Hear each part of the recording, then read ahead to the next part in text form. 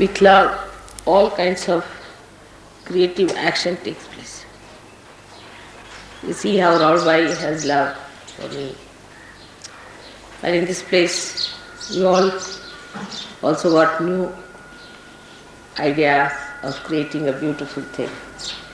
And as love will increase, your creativity will develop. So the basis of all creativity of Saraswati is love. If there is no love, there is no creativity. It's even in the deeper sense, if you see, people who have created all the scientific things are also out of love for the masses, not for themselves. Nobody has produced anything for themselves. If they make something for themselves, it has to become for universal use, otherwise it has no meaning. Even if you say atom bomb and all these things are created from science, they are also very protective. If they had not created those, people would not have taken out their minds from war. Now nobody can think of having a big war. Of course they are having cold wars, but that also will gradually stop when they will be fed up of it. So all the activity on the right hand side of Saraswati basically has to end up in love, starts with love and ends up in love. Whichever does not end up in love coils up and finishes up. It just disappears. So you can see that even matter which is not used for love just finishes up. The basis has to be love. Otherwise all such matter that we create, which has angularity, which is not fitting into the mass media, which is not appealing to the masses. Of course, it takes time. We have seen that it takes time. But it has that tendency always to disappear in the thin air as soon as you find it does not appeal to the masses. Now this love that we talk of, this great love of God we talk of, we know that it for definite through vibrations. People do not have vibrations, but still they can feel the vibrations in a very unconscious way. All the great paintings of the world have vibrations. All the great creative works of the world have vibrations. Only those who have vibrations have been sustained by time. Otherwise all other things are destroyed. There must have been monuments and horrible statues and horrible things that have been created long time back, but were all destroyed by nature and they could not stand the impact of the kala, that is the destructive power of time. So all that is sustaining, all that is nurturing, all that is ennobling comes from this sense of love which is within us, very much developed, but within others also who are not yet realized. Ultimately the whole world has to realize that one has to go to that ultimate love of God, otherwise it has no meaning.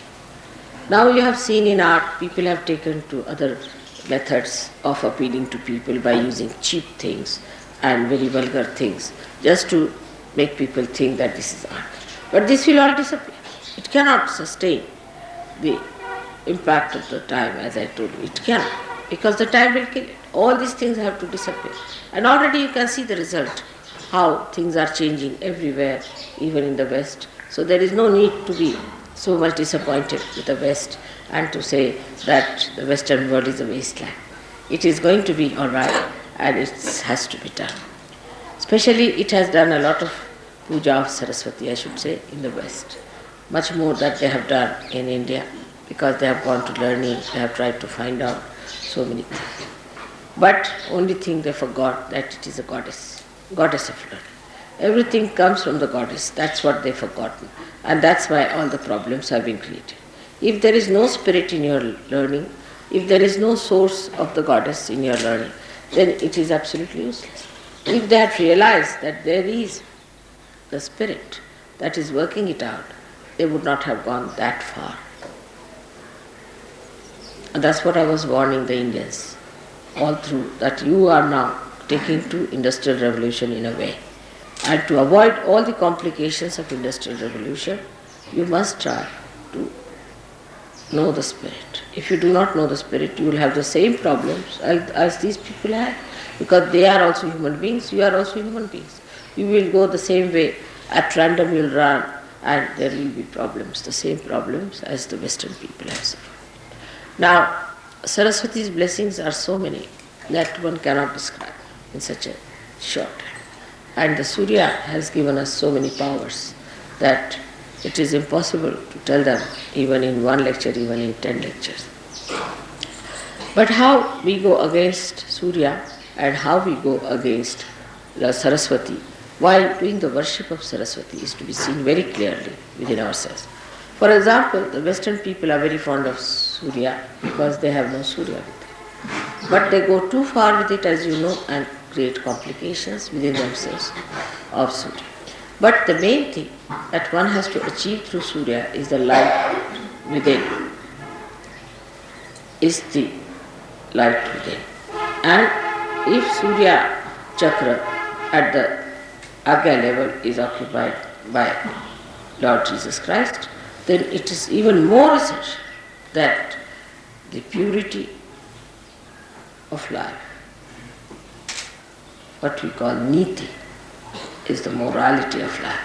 The morality itself has become very much sort of an argument in the West. People don't have any sense of absolute morality. On vibrations, of course, you know. But they have gone all against it.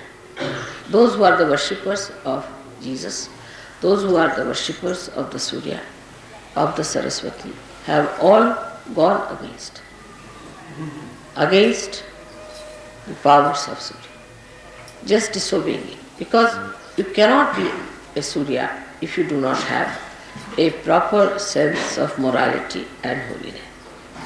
The Surya itself brings light. You see everything clearly. So many qualities Surya has got. It dries up everything that is wet, dirty, filthy. It dries up all these places which create parasites.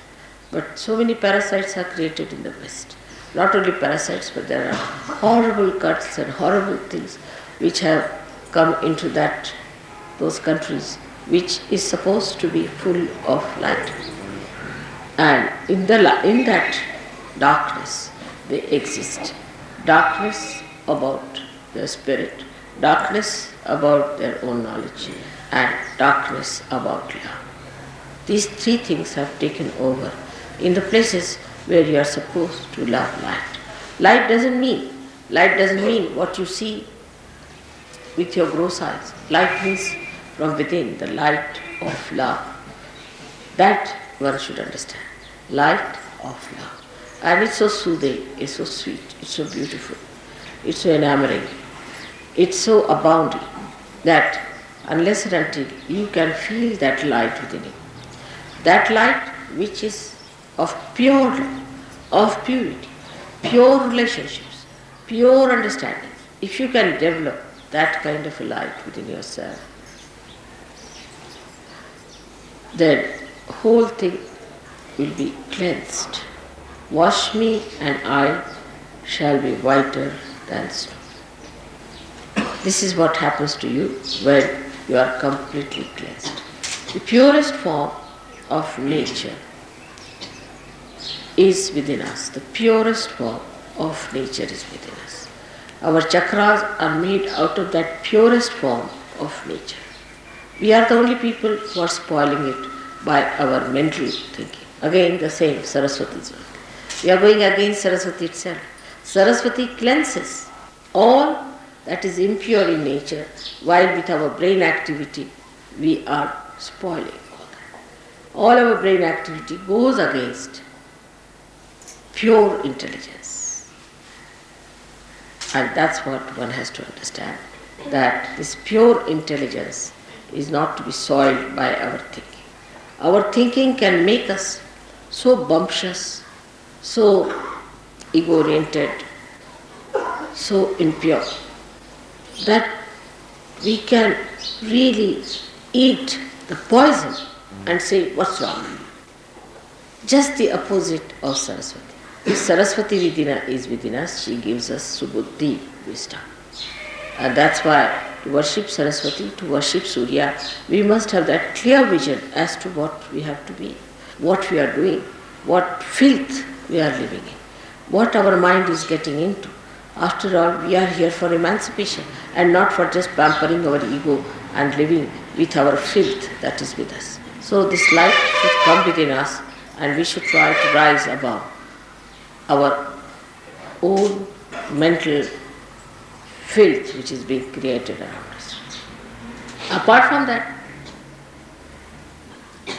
you have to go higher and understand that there is within us a thing called ego. And this ego is false, absolute false. You do not do anything. Actually, when you turn your eyes here and there, when your attention is here and there, it's nothing but your ego is trying to overpower everything. But actually, ego is an absolute falsehood, because there's only one ego, and that is of God Almighty, Mahat Ahankara. There is no really any ego that exists. It's a myth, it's a very big myth. Because if you start thinking, you are doing everything, you are doing this, you are doing that, which you are not doing, then this nonsensical ego comes in and you start working it out. It can project in every direction. When it projects forward, it overpowers others, it tries to dominate others, tries to kill others, becomes cruel. When it moves right side, it becomes supraconscious. It starts seeing things which are absurd, which are foolish, which are stupid. When it moves left side, then it starts seeing things, yourself as a big man, as a big Christ, or as a big Devi, or something. They are Adi Gurus and I am very great personality. That's left side. When it moves backwards, that's the dangerous one. When people become gurus, which are ruining other people. When the ego moves backwards, then they become gurus. They themselves have lots of defects in themselves, and they try to pull people into those horrible stuff which is described as absolute narka. That's how is the movement of ego on all the sides. Now, when people try to use their right vishuddhi, that is to talk about themselves, is the worst of all. Whatever type of ego you may have, if you start boasting about it and talking about it, that it encircles, thickens the walls of ego so much that it is impossible to penetrate into that, because that such a person is completely satisfied with himself and he believes that he is true. And once he starts believing into a nonsense like that, is an impossibility. It's an impossibility to penetrate. So when you boast about these things or you talk big, be careful.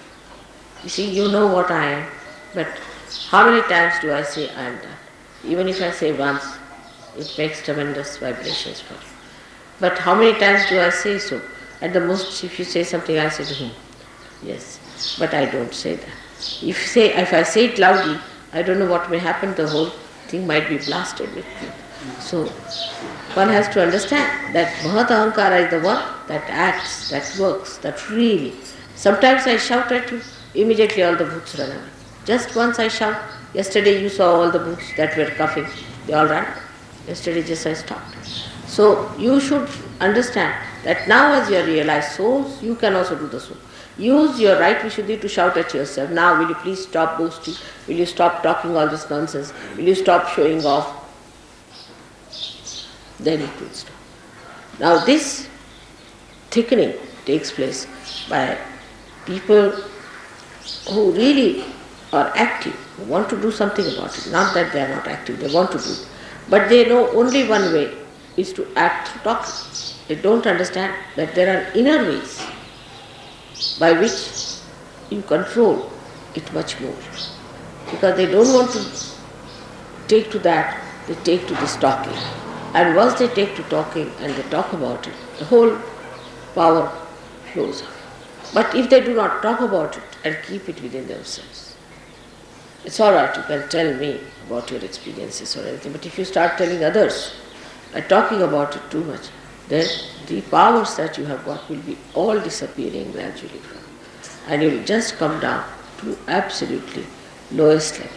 So one should not too much talk that I have this power, or I see this, or I do this, which is a very wrong thing. I warn you, don't try to show off. You can talk about my powers, it's all right. But don't try to talk about your powers. When it comes, of course, to talk to somebody who is a negative person, or to tell somebody, then you should say that we, not I, we have, some of us have felt this power within us. We have seen people. It may be you only, but you need not say I have. What you have to say, we. Then you become the Mahatahankara. When you say we, yes, some of us, we do. Like in Gregor's book also, I saw to it that he should not have many I's, but he should have we. We think, we do, we. Means the whole collective being, the whole collective organism, living organism of Sahaja-yogis. So you should say, yes, some of us have got. That means you put yourself down, but put all others above you. Say, yes, some of us have, I know some people have this. That's the way one should do it. Because if you have to overpower your ego, you must allow it to spread into everybody else. That's how you will make it perfectly alright. Make it spread. We all Sahaja-yogis. We all. But that pride is not there. I have seen that pride is not there. Still it is very individualistic. If you start thinking we Sahaja-yogis, then what happens? That you become one personality, one organization. But the person will look down upon other people. Will see that this person is low, that person is higher, that person is there. But he will not think we, the Sahaja-yogis, how beautiful we are. We, the body of Sahaja-yoga, how beautiful we are. So always think in the words of we. So your ego will become much less, much less, much less. And the same ego which looked so funny and absurd will form tomorrow the Ekadashi. Today's individual ego will merge into Ekadashi. But we all must remember to say we all the time. This is what is today's day is great day for us to change, because the sun has changed its mood now. Sun is coming this side. So let us welcome the sun coming to the north now, this way. And for Australians to say that though the sun has gone, let us establish the sun, the domain of sun within ourselves. Because sun never disappears from our inside. So that is how we have to take a mood by which we should think of one personality, all of us together. All of us together. And anybody tries to be something separate or different, he'll drop it. I'll drop him. Whatever it may, it will drop it. So you just don't want. Anybody who tries to be singled out or anything, everybody must do whatever they like to nurture the whole, to help the whole, to emancipate the whole, but not to in any way put anyone down or less.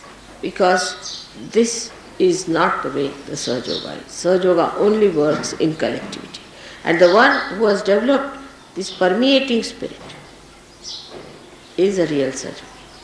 Who has not, is not. Whatever you may think of yourself, I have nothing to say.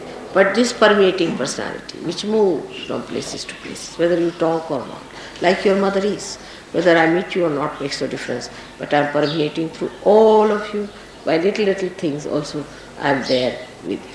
So like that, try to permeate into each other and see the beauty, and you will enjoy yourself the best, because that is the biggest thing. That's the biggest thing that is to be achieved. Because this ego, makes you like a nutshell, and you just cannot have a rapport with that beauty of permeation. And just see how the notes move into each other. It will be a great idea today. It's a great thing. Today we are having Puja Dhulia. Like the Dhulia means the dust. And one day, I had written in childhood a poem, I remember. A very interesting poem it was. I don't know where it's lost, but we said that I want to be like a dust particle, which moves with the wind. It It goes everywhere. Can go sit on the head of a king, or can go and fall at the feet of someone. It can go and sit on a little flower, and it can go and sit everywhere. But I want to be a particle of dust that is fragrant, that is nourishing, that is enlightening. Like that. I had written a very beautiful poem. I must have been about 7 years of age, I remember, to be a dust particle. I remember that very clearly, long time back, that I should be a dust particle so that I'll permeate into people, which is a very big thing to become a dust particle of that kind. To that whatever you touch, you see, that becomes enlivened. Whatever you just feel, that has fragrance. It's such a great thing to be like that. And that was my desire, and it has been achieved. At that young age, I had this idea of becoming a dust particle, and today, just while talking to you, I remembered that I wanted to be that, and that is what this place is. And Raulve is like that. She's a very simple woman, and she lives like a very simple person, but she has a sense of permeation. And now there are so many Sahajogis yesterday who came. I'm sure they'll take it up, Sahajoga, very well. There are lots of Sahajogis from Dhulia now, and I'm sure there are going to be more people. I hope you have met all of them. Make friends with all of them. Try to know them, who they are. They may not know English, so get somebody to translate. Talk to them and be nice to them. Be friendly with them. I want you to meet them for permeation.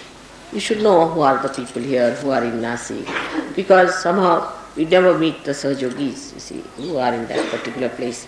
And when we go back, we have only 1 or 2 addresses. It's not a good idea. Try to see how many people there are, ask about their questions about them and all that. This permeation is only possible when your ego starts permeating all around. This is the way to overcome the problems of the right side, and that is how to worship Saraswati. Because Saraswati has a veena in her hand, and that veena is the primordial instrument which she plays, like music. And the music penetrates into the heart. You don't know how it goes into you and how it works out.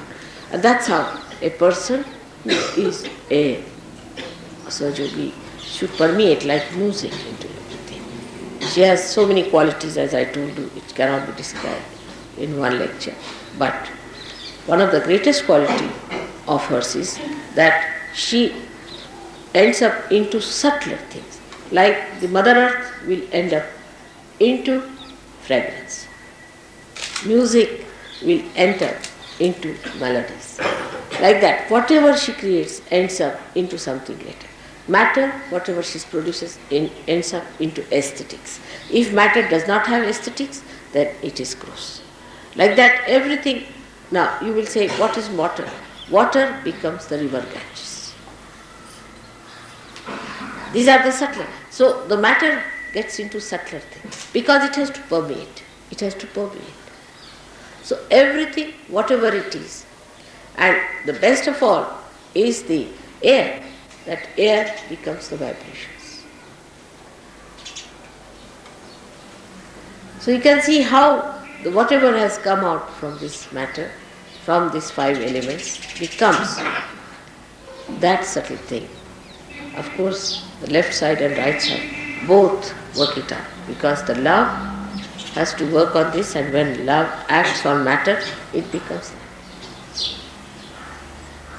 And that is how one has to look at your own lives to make it a beautiful combination of love and matter. May God bless you.